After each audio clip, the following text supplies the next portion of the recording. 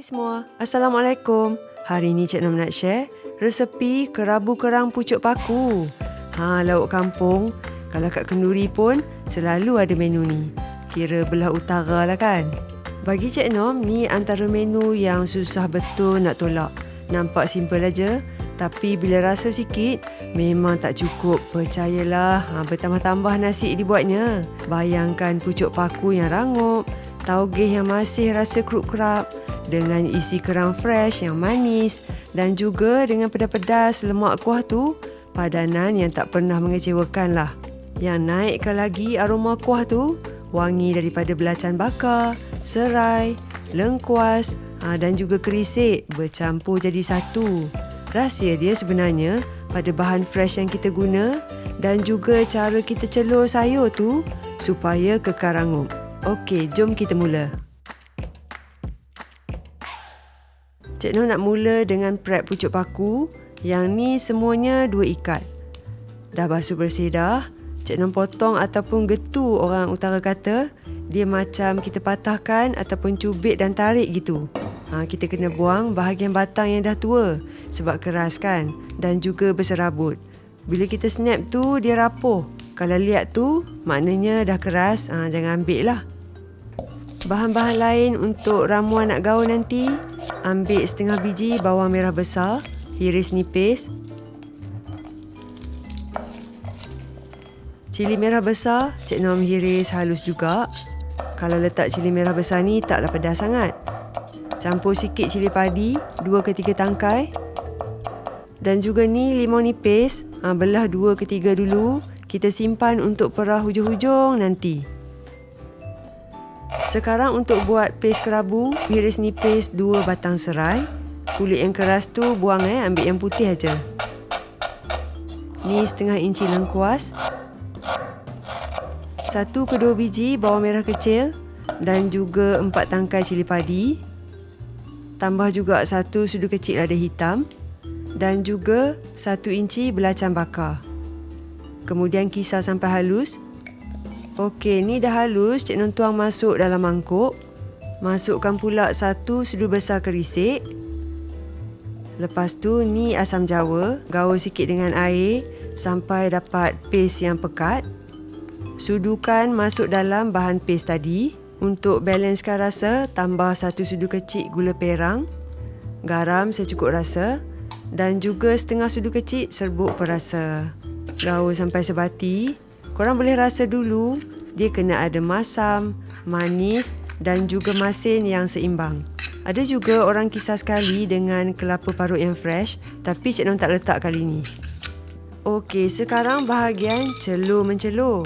Sediakan dulu 1 mangkuk air ais, sebab ni penting untuk maintain tekstur sayur kekal rangup. Didihkan air dalam periuk dengan sedikit garam.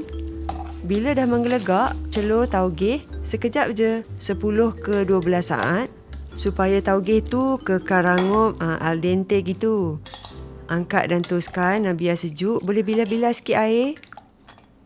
Lepas tu giliran pucuk paku, celur 30 ke 45 saat sampai layu tapi masih rangup.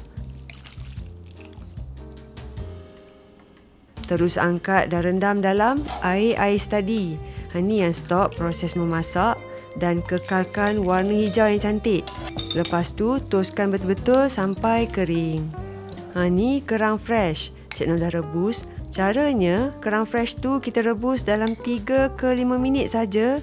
Tutup periuk sampailah kulit tu terbuka ataupun masak. Jangan lama-lama.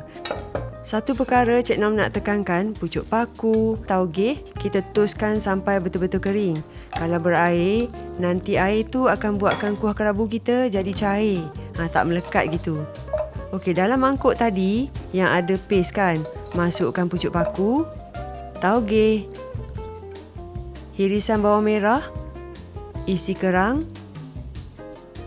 Lepas tu Cik Nom gunakan santan pekat. Kita tuang sikit-sikit sampai kuah tu jadi lemak, jadi pekat bergaul, elok aja dengan sayur. Hirisan cili.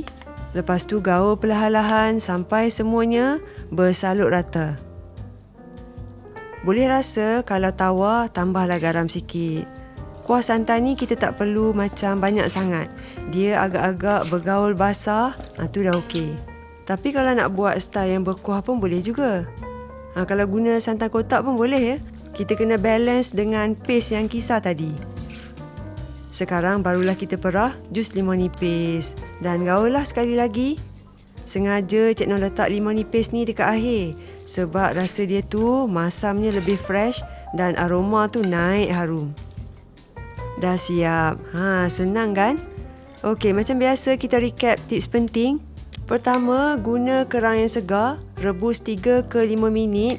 Tutup periuk ataupun sampai kulit terbuka. Jangan lama-lama. Nanti isi kerang jadi liat.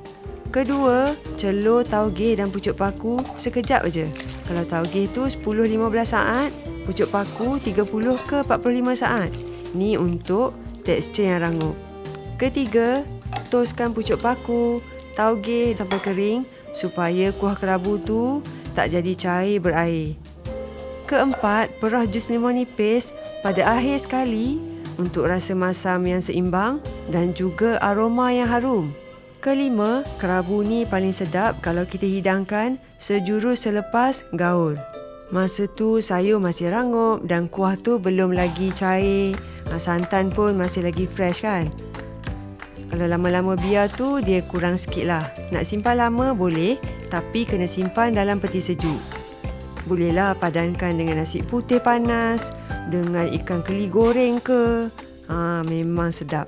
Kalau korang suka lebih pedas ke, lebih masam ke, bolehlah adjust ikut cita rasa masing-masing. Nak buat kerabu ni, tak ada yang betul, tak ada yang salah. Janji kita kena cuba, buat dan rasa sendiri. Okey, selamat mencuba dan jumpa lagi pada resepi akan datang. Bye!